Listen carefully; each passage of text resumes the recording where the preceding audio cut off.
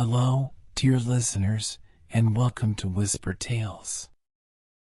Find a comfortable place to lie down, close your eyes, and let yourself relax. Take a deep breath, clear your mind of the day's worries, and allow the tranquility of this moment to envelop you.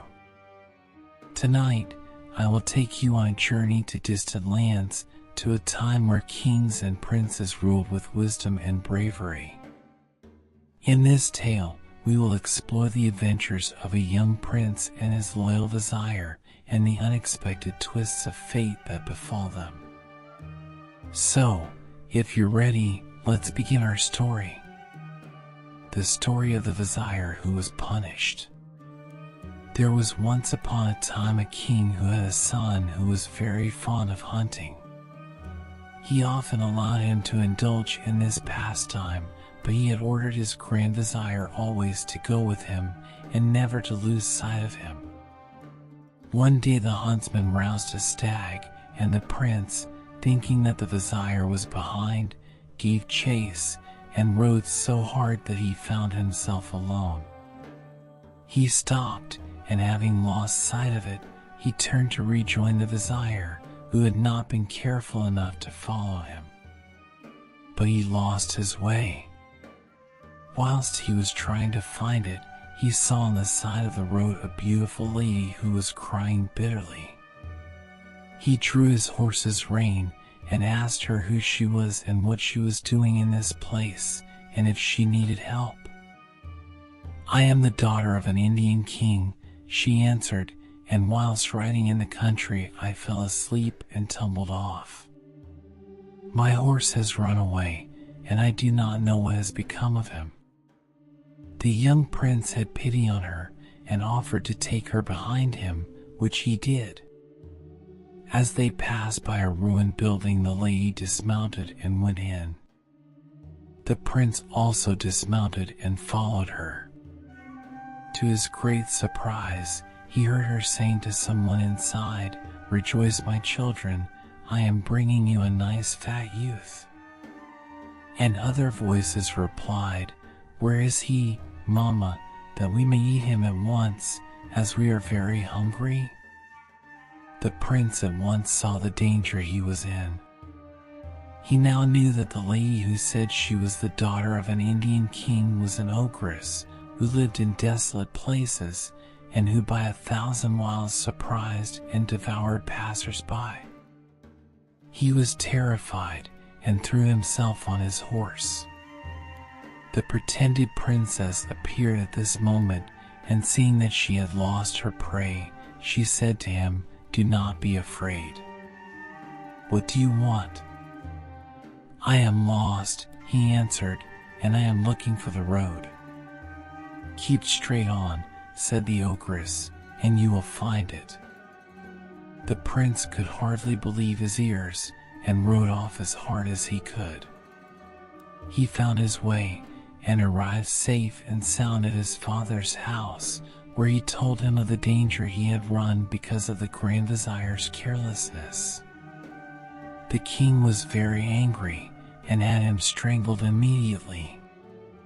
"Sire," went on the vizier to the Greek king, to return to the physician, Dubon. "If you do not take care, you will repent of having trusted him.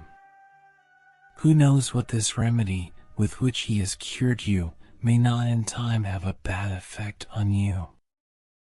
The Greek king was naturally very weak, and did not perceive the wicked intention of his vizier, nor was he firm enough to keep to his first resolution. "Well, vizier," he said, "you are right. Perhaps he did come to take my life. He might do it by the mere smell of one of his drugs. I must see what can be done. The best means, sire, to put your life in security is to send for him at once, and to cut off his head directly he comes," said the vizier. "I really think," replied the king, "that will be the best way." He then ordered one of his ministers to fetch the physician, who came at once. I have had you sent for, said the king, in order to free myself from you by taking your life. The physician was beyond measure astonished when he heard he was to die. What crimes have I committed, your majesty? I have learnt, replied the king, that you are a spy and intend to kill me. But I will be first and kill you. Strike, he added to an executioner who was by, and rid me of this assassin. At this cruel order the physician threw himself on his knees. Spare my life, he cried, and yours will be spared.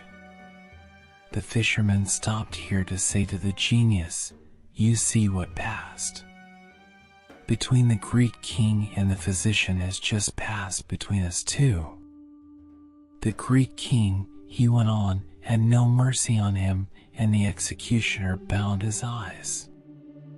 All those present begged for his life, but in vain. The physician on his knees, and bound, said to the king, at least let me put my affairs in order, and leave my books to persons who will make good use of them. There is one which I should like to present to your majesty. It is very precious, and ought to be kept carefully in your treasury. It contains many curious things, the chief being that when you cut off my head, if your majesty will turn to the 6th leaf, and read the 3rd line of the left-hand page, my head will answer all the questions you like to ask it. The king, eager to see such a wonderful thing, put off his execution to the next day, and sent him under a strong guard to his house. There the physician put his affairs in order, and the next day there was a great crowd assembled in the hall to see his death, and the doings after it. The physician went up to the foot of the throne with a large book in his hand. He carried a basin, on which he spread the covering of the book, and presenting it to the king, said, Sire, take this book. And when my head is cut off, let it be placed in the basin on the covering of this book. As soon as it is there, the blood will cease to flow. Then open the book, and my head will answer your questions. But, sire, I implore your mercy, for I am innocent. Your prayers are useless, and if it were only to hear your head speak when you are dead, you should die. So saying, he took the book from the physician's hands, and ordered the executioner to do his duty. The head was so cleverly cut off that it fell into the basin, and directly the blood ceased to flow. Then, to the great astonishment of the king, the eyes opened, and the head said, Your Majesty, open the book. The king did so, and finding that the first leaf stuck against the second, he put his finger in his mouth to turn it more easily. He did the same thing till he reached the 6th page, and not seeing any writing on it, Physician, he said, There is no writing. Turn over a few more pages, answered the head. The king went on turning, still putting his finger in his mouth, till the poison in which each page was dipped took effect. His sight failed him, and he fell at the foot of his throne. When the physician's head saw that the poison had taken effect, and that the king had only a few more minutes to live, Tyrant, it cried, See how cruelty and injustice are punished. Scarcely had it uttered these words than the king died, and the head lost also the little life that had remained in it. That is the end of the story of the Greek king, and now let us return to the fisherman and the genius. If the Greek king, said the fisherman, had spared the physician, he would not have thus died. The same thing applies to you. Now I am going to throw you into the sea. My friend, said the genius, do not do such a cruel thing. Do not treat me as Emma treated Ateka. What did Emma do to Ateka? Asked the fisherman. "Do you think I can tell you why I'm shut up in here?" replied the genius. "Let me out, and I will make you rich." The hope of being no longer poor made the fisherman give way. "If you will give me your promise to do this, I will open the lid." "I do not think you will dare to break your word." The genius promised, and the fisherman lifted the lid. He came out at once in smoke, and then, having resumed his proper form, the first thing he did was to kick the vase into the sea. This frightened the fisherman, but the genius laughed and said, "Do not be afraid. I only did it to frighten you, and to show you that I intend to keep my word. Take your nets and follow me." He began to walk in front of the fisherman, who followed him with some misgivings. They passed in front of the town, and went up a mountain and then down into a great plain, where there was a large lake lying between 4 hills. When they reached the lake, the genius said to the fisherman, "Throw your nets and catch fish." The fisherman did as he was told, hoping for a good catch, as he saw plenty of fish. What was his astonishment at seeing that there were 4 quite different kinds, some white, some red, some blue, and some yellow. He caught 4, one of each color. As he had never seen any like them, he admired them very much, and he was very pleased to think how much money he would get for them. "Take these fish and carry them to the Sultan, who will give you more money for them than you have ever had in your life. You can come every day to fish in this lake, but be careful not to throw your nets more than once every day, otherwise some harm will happen to you. If you follow my advice carefully, you will find it good." Saying these words, he struck his foot against the ground, which opened, and when he had disappeared, it closed immediately.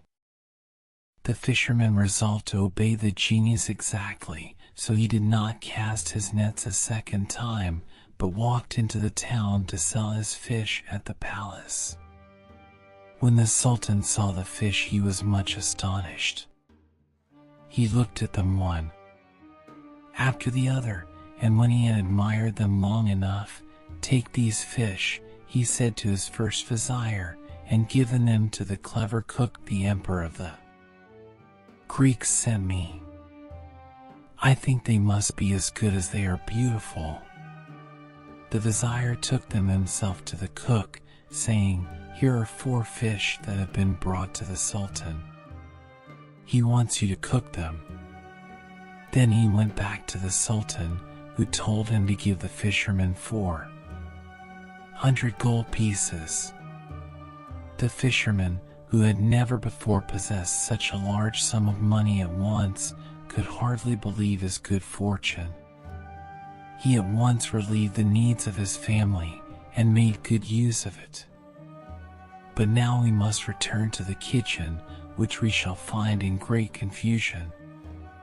The cook, when she had cleaned the fish, put them in a pan with some oil to fry them.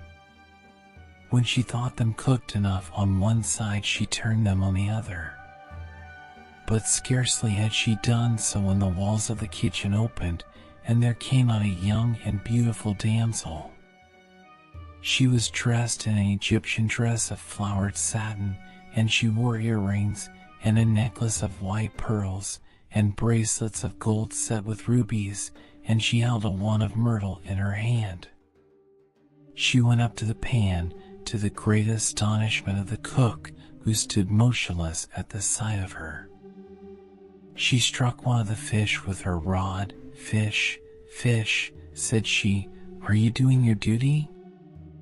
The fish answered nothing, and then she repeated her question, whereupon they all raised their heads together and answered very distinctly, "Yes, yes.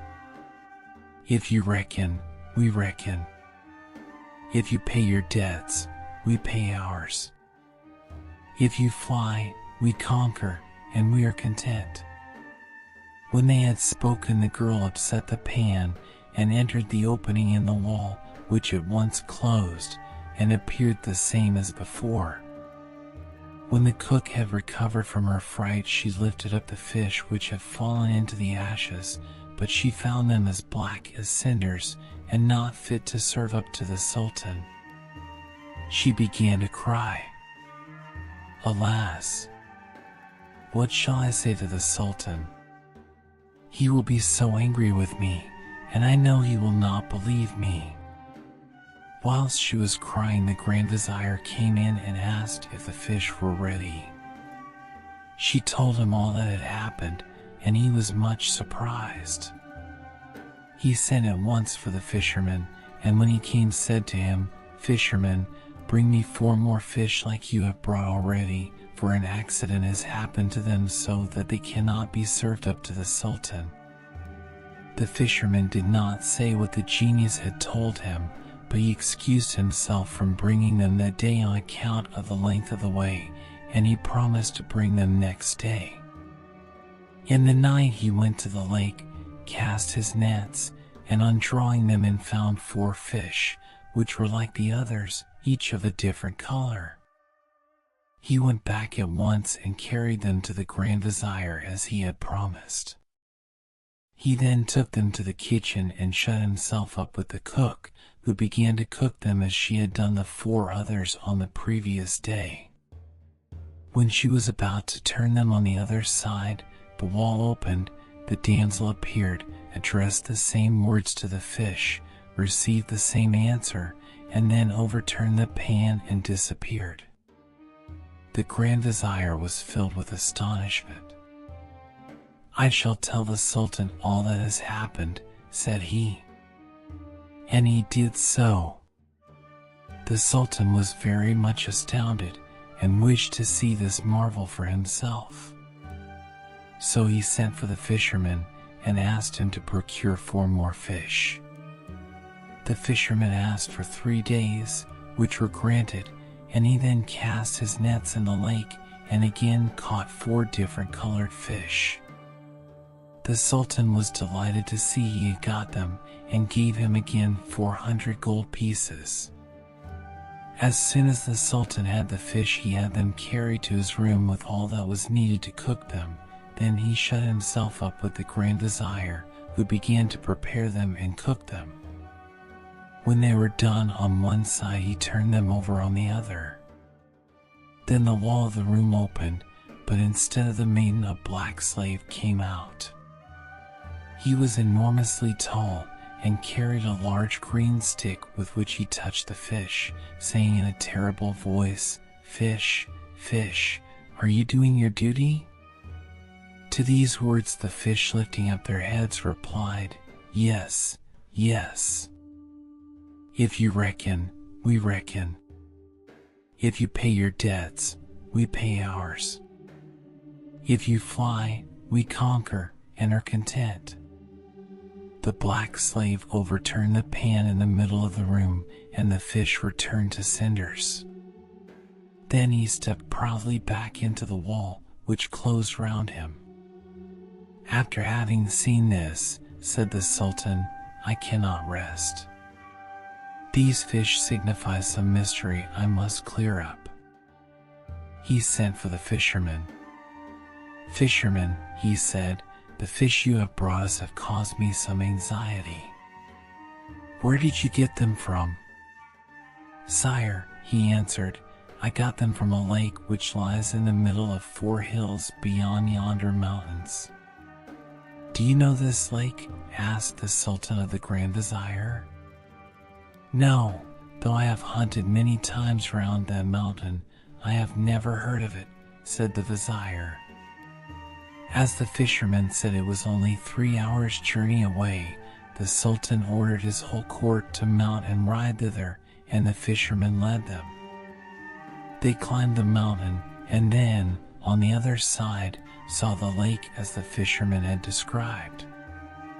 The water was so clear that they could see the 4 kinds of fish swimming about in it. They looked at them for some time, and then the Sultan ordered them to make a camp by the edge of the water. When night came, the Sultan called his Vizier and said to him, "I have resolved to clear up this mystery. I am going out alone, and do you stay here in my tent, and when my ministers come tomorrow, say I am not well and cannot see them. Do this each day till I return." The Grand Vizier tried to persuade the Sultan not to go, but in vain. The Sultan took off his state robe and put on his sword, and when he saw all was quiet in the camp, he set forth alone. He climbed one of the hills, and then crossed the great plain, till, just as the sun rose, he beheld far in front of him a large building. When he came near to it, he saw it was a splendid palace of beautiful black polished marble, covered with steel as smooth as a mirror. He went to the gate, which stood half open, and went in, as nobody came when he knocked. He passed through a magnificent courtyard and still saw no one, though he called aloud several times. He entered large halls where the carpets were of silk, the lounges and sofas covered with tapestry from Mecca, and the hangings of the most beautiful Indian stuffs of gold and silver.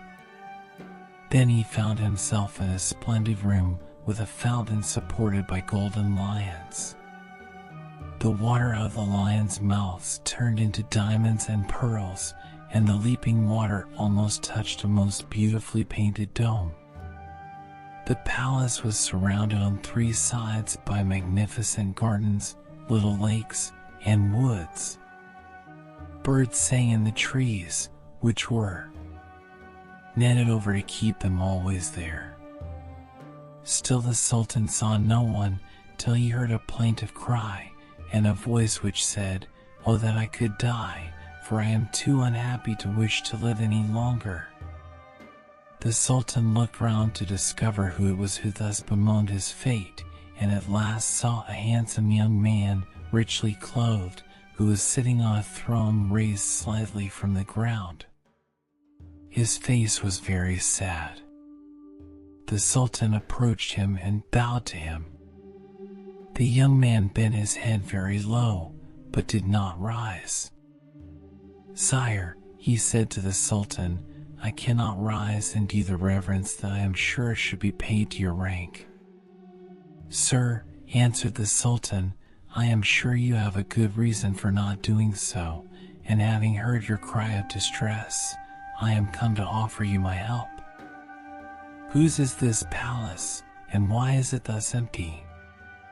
Instead of answering, the young man lifted up his robe and showed the Sultan that, from the waist downwards, he was a block of black marble. The Sultan was horrified and begged the young man to tell him his story. "Willingly I will tell you my sad history," said the young man. And so, dear listeners, we have reached the end of another enchanting tale. This story has reminded us of the preciousness of trust and the importance of vigilance in our lives. May you carry these lessons with you and find wisdom in the adventures we've shared tonight. As you drift off to sleep, I hope your dreams are filled with magic and wonder. Until we meet again on Whispered Tales, I wish you a peaceful night and sweet dreams. Remember, in every story lies a fragment of truth, and in every truth, a touch of story. Good night, and take care.